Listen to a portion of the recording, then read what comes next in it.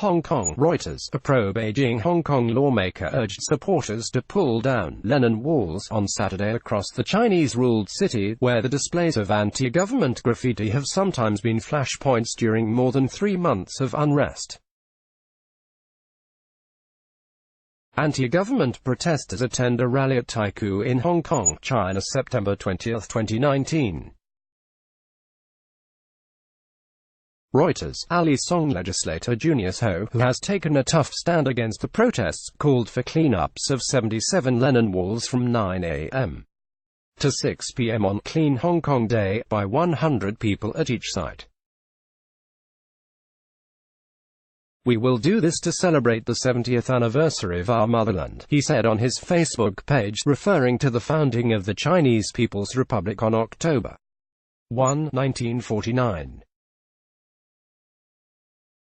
The Lennon Walls are large mosaics of post-it notes calling for democracy and denouncing perceived Chinese meddling in the former British colony that have cropped up in underpasses, under footbridges, outside shopping centres and elsewhere.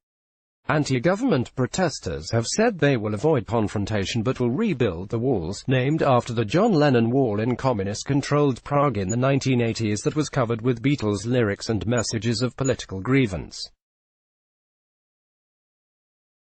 Lennon's 1980 double fantasy album includes a track called "Clean Up Time."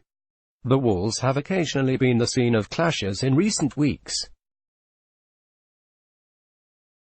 3 people were wounded in a knife attack by an unidentified assailant near a Lennon Wall in the Chermquano district of the New Territories in August.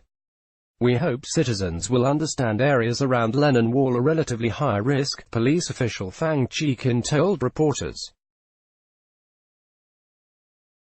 "There have been fights and scuffles between people from different backgrounds near these areas." Hong Kong's Jockey Club cancelled all races on Wednesday after protesters said they would target the Happy Valley racecourse where a horse part owned by Ho was due to run. Warning against drones. Ho, who once described the protesters as black-shirted thugs, on Thursday pulled the horse Hong Kong bet from all races until the protests are over. Ho said the horse should not be deprived of its right to race. Anti-government protesters, many masked and wearing black, have caused havoc in recent weeks, throwing petrol bombs at police, storming the Legislative Council, trashing metro stations, blocking airport roads and lighting street fires. The Civil Aviation Department said on Friday it had heard of online posts about possible plans to fly drones or transmit radio waves near the offshore airport to disrupt air traffic. Regardless of the intentions of the operators, flying drones illegally in the area of the airport and its vicinity may cause aircraft incidents and put passengers as well as the public at risk, a spokesman said. London's Gatwick Airport, the second busiest in Britain, suspended flights in December while it investigated reports of 2 drones flying the airfield. Hong Kong police have responded to the street violence with tear gas, water cannon and rubber bullets. A total 1,474 people have been arrested, aged between 12 and 84, police said on Friday. So far 207 have been charged, including 79 for rioting. On Friday, rights group Amnesty International accused police of torture and other abuses in their handling of detained protesters. Police said they had respected the privacy, dignity and rights of those in custody. "It was not a fair report," a senior police officer told reporters. "Anyone could have come out with a report like that," quoting anonymous sources. "I could have written another 400 like that." Slideshow. 5 images. Hong Kong returned to China in 1997 under "one country, two systems," a formula that ensures freedoms not enjoyed on the mainland, including right of assembly and an independent judiciary.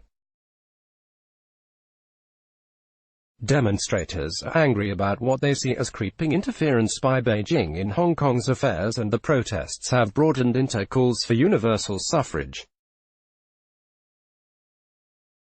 China says it is committed to the "one country, two systems" arrangement and denies interfering. It has accused foreign powers, particularly the United States and Britain, of fomenting the unrest and told them to mind their own business.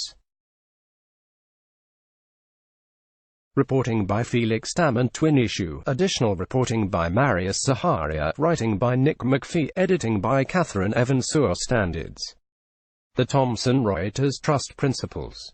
Let's block ads. Why?